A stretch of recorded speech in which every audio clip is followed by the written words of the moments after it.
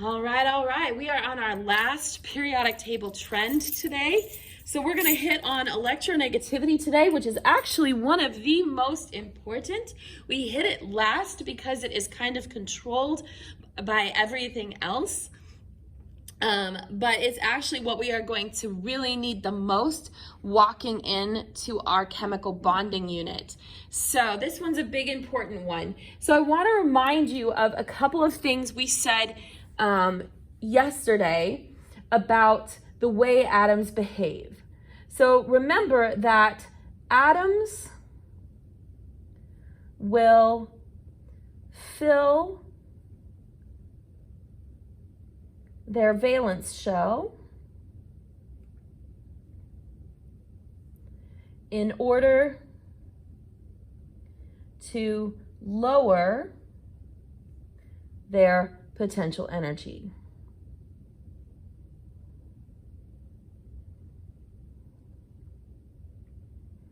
This is just a natural phenomenon that atoms are going to always behave in such a way that it is going to lower their potential energy.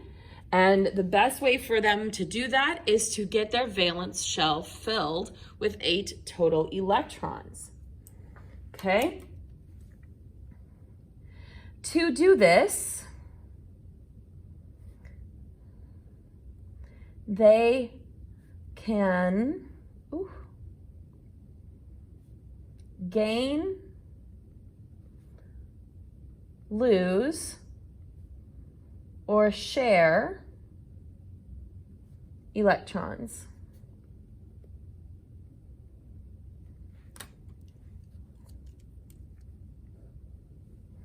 Those are the options, okay?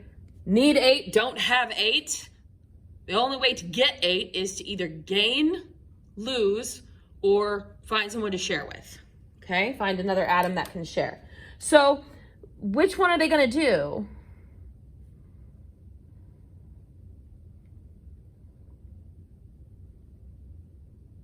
Well, that depends on 2 things.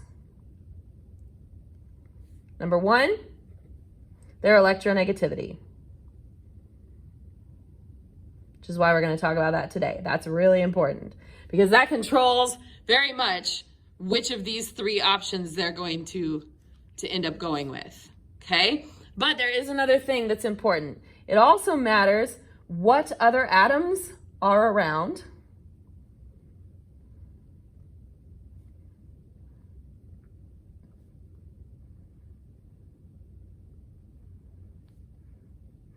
to either accept or take or share with. Okay? Because here's the deal. If you're going to lose an electron, another atom has to take it. If you're going to take an electron, another atom has to lose it. If you're going to share with what? Share with another atom.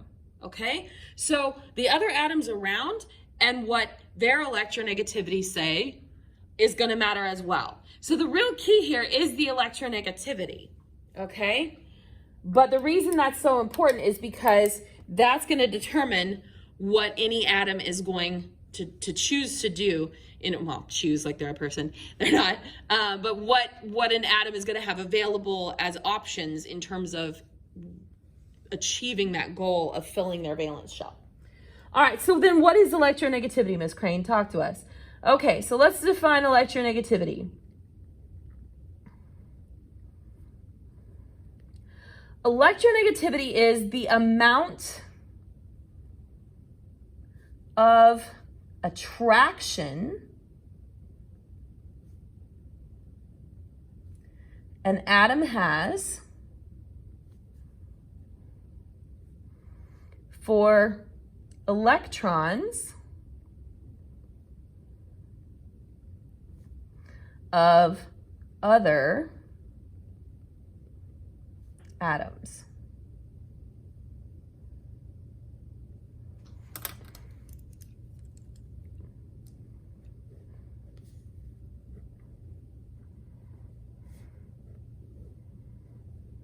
Okay, now you might be noticing that this sounds really similar to our ionization energy idea, the idea of how much energy it would cost to remove an electron from an atom. Well, we're close, okay? But ionization energy is about how attracted the electrons are to their own atom, okay? Electronegativity is about, is my nucleus strong enough or close enough to the edge of the atom that it can actually attract electrons from other atoms, okay? So this is definitely related to ionization energy.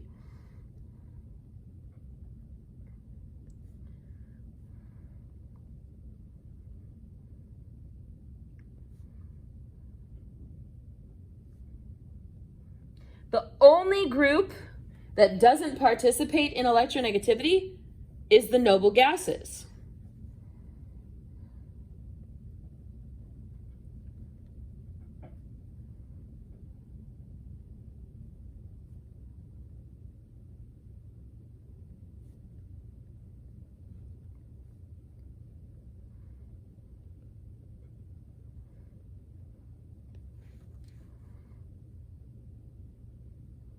Okay, so ionization energy, remember, is about how strongly an atom is holding on to its own electrons. But, related idea, if an atom is able to hold on very strongly to its own electrons, it is also fairly likely that it could potentially grab onto the electrons of another atom. But not the noble gases. Why not the noble gases? Well, let's look at the noble gases. The noble gases, they already have their 8. So here's the deal, guys. They don't play. This is not their game. They got what they need. They have their lowest potential energy. Solid. Good to go. So that's why when we're looking at the electronegativity values, they are not going to have any attraction for the electrons of other atoms because that would mess up their system. If they tried to add another electron to the noble gases here, that would bump them down to a new energy level. And that would raise their potential energy, which is totally not what we're trying to do here. Okay? We want a lower potential energy. Okay? So the reason the noble gases don't participate is because they are already full up. They can't add any more electrons without adding a new energy level. And they don't want to do that because that's going to raise their potential energy instead of lowering it. So any atom other than the noble gases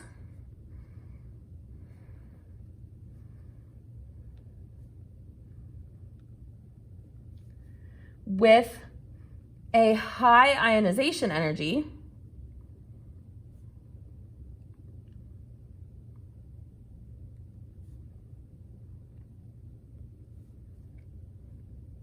will also have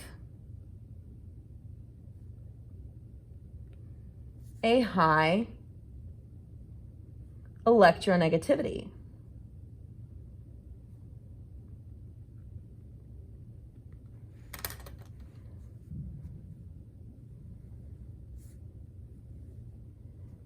Okay?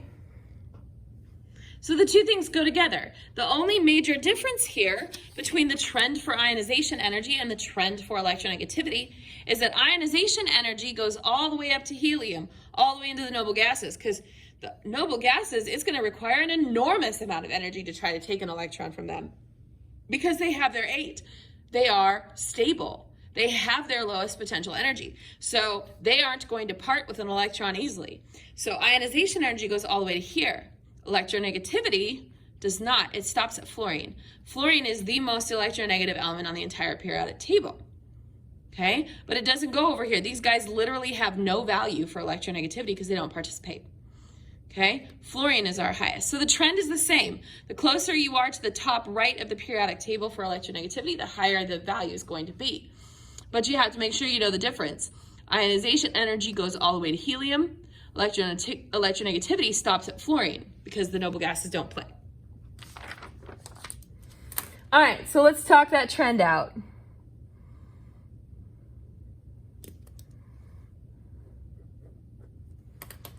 Electronegativity increases across a period. Why? Because the nuclear charge is increasing. Charge of the nucleus is getting bigger.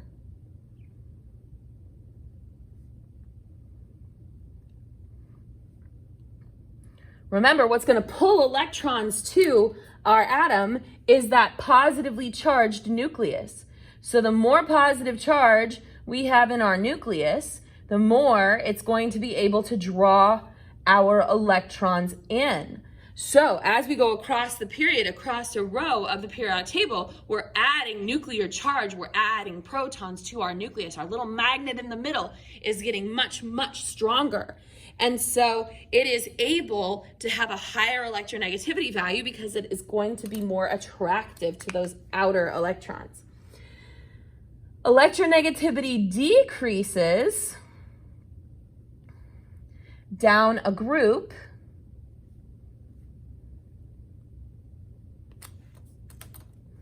because, why, Miss Crane, why? Because the electrons are getting further from the nucleus. Remember, as we go down a group, we're adding what? We're adding energy levels.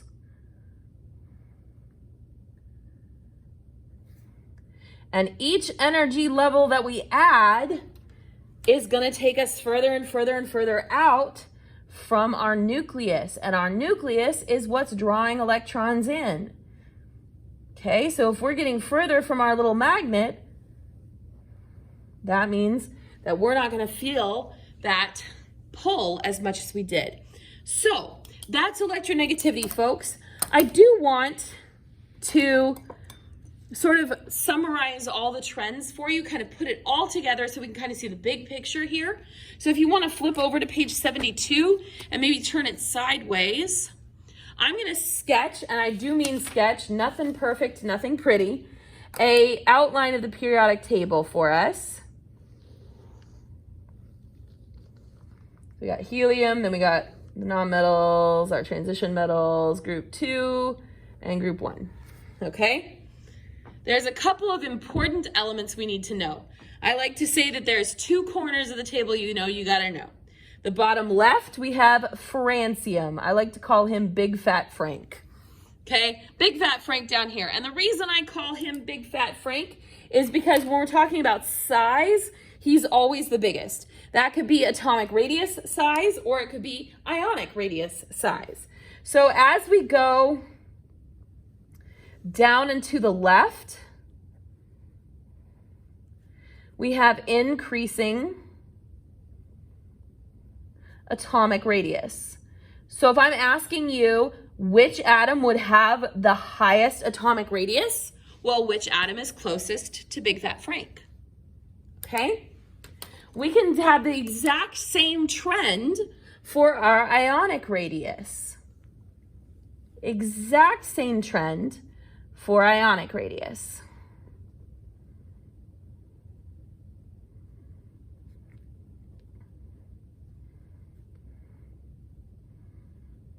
Okay, both of those are going to go down and to the left. Okay, the other corner, we actually need two things in this corner. We need helium. Okay, helium is where ionization energy goes. So the closer you are to helium, the higher your ionization energy is. So that guy goes all the way to helium. Oops.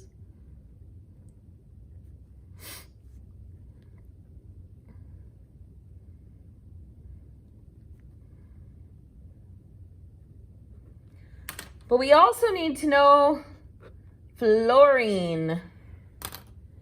Fluorine is where electronegativity stops, okay? So ionization energy, it's the exact same trend.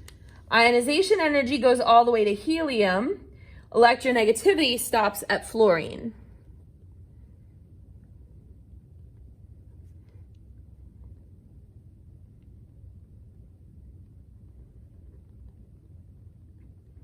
Okay? So it's a lot to remember, guys, but if you can remember that size goes down and to the left and all of the electrical stuff goes up and to the right, that's really the key to getting these questions right, folks. Because we're going to ask you things like, between these two elements, which one has the higher electronegativity? Well, this element would be closer to fluorine, so that one's going to have the higher electronegativity.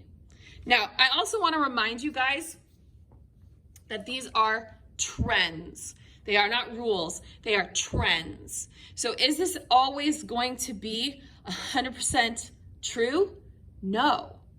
So if you were to Google who has the bigger atomic radius, this or this, you might get a different answer than the prediction you would get using the periodic table. What we want you to be able to do is use the periodic table to predict what it should be based on the trend, okay? So I'm not asking you to look up any specific numbers. I'm not asking you to compare specific numbers.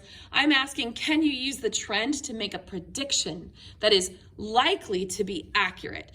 It's a trend, not a rule, so it's not necessarily always going to be accurate. But we do want you to know what the trends are because we use them to understand very clearly how things work when it comes to chemical bonding. We will, especially electronegativity, in terms of deciding which one they're going to do, gain, share, or lose, in order to attain that lower potential energy.